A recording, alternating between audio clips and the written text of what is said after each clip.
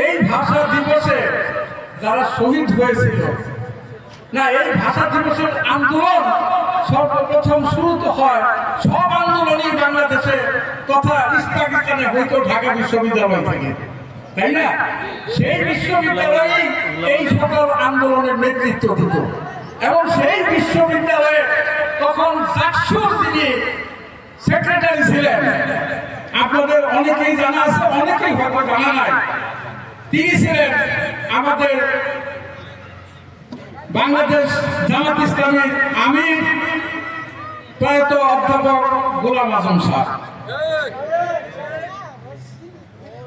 একটা বিশ্ববিদ্যালয় থেকে একটা প্রদেশের আন্দোলনের যিনি দ্বিতীয় প্রধান, শুধু মত ও পথের পার্থক্যের কারণে আজকে বাংলাদেশে ওনার কি পজিশন হয়েছে এবং শহীদ জব্বার এদের কি পজিশন হয়েছে আপনারা সবাই জানেন।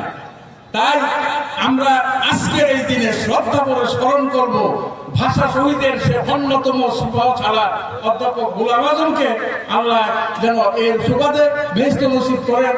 আমরা তার আত্মার প্রশান্তি কামনা করে আমার বক্তব্য শেষ করছি। আসসালামু আলাইকুম।